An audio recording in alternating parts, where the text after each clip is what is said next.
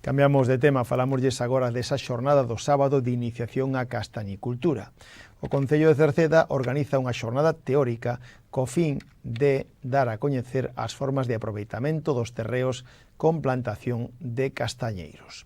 Será este sábado, día 8 de xuño, pola mañán de 9 a 2 de xeito gratuito no Auditorio Municipal de Cerceda, donde en este caso será impartida por Miguel Ángel Vázquez de a empresa Mata Viveros Castaneas Sátiva de Cubillos de Sil, en León, do Bierzo, que ven a dar esta charla, segundo din os propios organizadores, maxistral.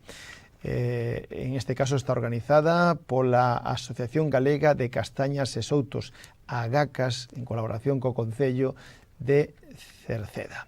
Decir que teñen tempo aínda para inscribirse. Poden facelo nun enlace que hai na páxina web do Concello, www.cerceda.org, ou se queren tamén chamando o teléfono do Concello 981 68 50 01. Imos ofrecerlles hoxe unha conversa con José Manuel Queijas Pallas, cercedense, secretario da asociación, en este caso da asociación da que antes nomeamos, AGACAS, que veu acompañado tamén polo vicepresidente, tamén outro cercedense, José Antonio Liñares Candal. AGACAS naceu ca divulgación, co obxectivo de divulgar a cultura do castiñeiro para producir castaña como unha ferramenta vital na revalorización do rural. Escoitamos o que nos decía José Manuel. Antes de falar da charla que haberá o sábado, fálanos da vosa asociación de AGACAS, que ne sodes, con que obxectivo montades isto? Bueno, a AGACAS nace fai pouco, é un bebé que ainda está comenzando a súa trayectoria, e nace ca inquedanza de unha serie de xente que faltaballe un nexo de unión entre o produtor, transformador, comercializador, a industria, porque un necesita de outro. Entonces necesitábamos un nexo de unión para poder xuntar toda esta xente, poder reclamar ante a administración cando haxa un problema por algunha doenza dos castaños, para poder reclamar con un peso, como unha asociación, e incentivar a investigación, é un pouco polo que nace esta asociación. Cal é a matriz? Por que montades isto? É dicir, non só esa parte teórica, sino que supoño que haberá algo que vos din en un momento determinado: hai que facer isto porque a mí encántame isto, porque a mí me gusta, porque vexo que isto é interesante.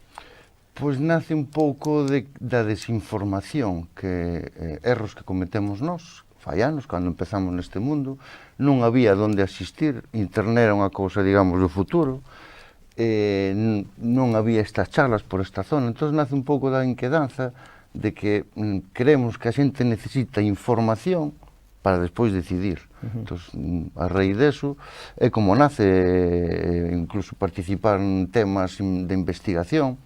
A investigación é necesaria, é moi importante, pero os investigadores necesitan saber esas investigacións que eles fan, como funciona no campo. Para iso estamos nós, que somos os que estamos na trinchera, e lle podemos dicir isto vai ben, isto vai mal, é un pouco colaborar en todo eso. Ben, antes de facer a asociación, tiñes que ter castañeiros montados. Eso é o tema, non? Que de aí parte, supoño que, de vosa pasión pola castaña, non? Efectivamente, nos peleábamos individualmente, un por un lado, outro por outro. Eu non conocía a José Antonio non me conocía a mí, pois un día conocímonos, vimos que tiñamos as mesmas inquedanzas, e a partir de aí, pois digamos que remamos xuntos. É un tema que nos gusta, a castaña, os castaños, intentamos aprender. Que pasa? Que sempre temos que ir lexos, non hai charlas por aquí, entonces imos de boa gana, pero bueno, vemos que queda un pouco desamparado a zona para que a xente se poda informar e instruir un mínimo de conocimientos antes de poñerse a plantar.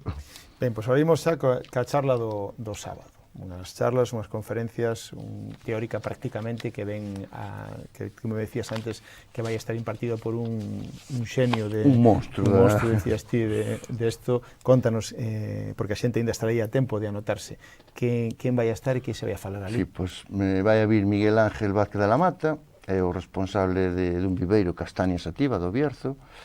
Para nós, traer a Miguel Ángel é como se na parroquia facemos a festa da parroquia e teremos Panorama, o País do Norte. o boom das orquestas, non? Pois Miguel Ángel é un deles, é un boom é moi humilde, achégase moito a xente, entende unha monstro para o inxerto e para o tema do castaño. Entón, bueno, vai ser unha xornada teórica, o propio título xa o di, é de iniciación á castañicultura, o sea, vai ser básico, que non pensa a xente que van a falar de cousas moi difíciles, non.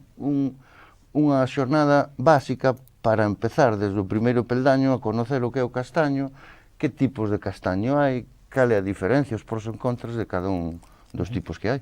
Xa hai, José Manuel, unhas 70 persoas, 70 ou 80 persoas inscritas, creemos que aínda poden ir máis, pero por que? Quen ten que ir ali? A quen lle aconsellades que vaya ali? Pois todo aquel que teña inquedanzas, que, a ver, eu penso que ahora, coa lei de prevención de incendios, ahora veñen, por exemplo, neste concello, que ainda que a nivel galego, neste concello en concreto, vai haber miles e miles de metros cuadrados que nos guste ou non nos guste, non podemos ter pirófitas, é dicir, non podo ter pinos, mimosas, nin eucaliptos. Entón, encaixa perfectamente as frondosas, e dentro das frondosas, os castaños. Eu creo que todos os galegos temos a inquedanza de temos unha finca, non sabemos moito que facer con ela, pois, claro, ir a limpala sin ter nada, como que tirar gasoil. Pois lle poño uns castaños, entonces é como un incentivo, bueno, pois vou limpala, teño uns castaños.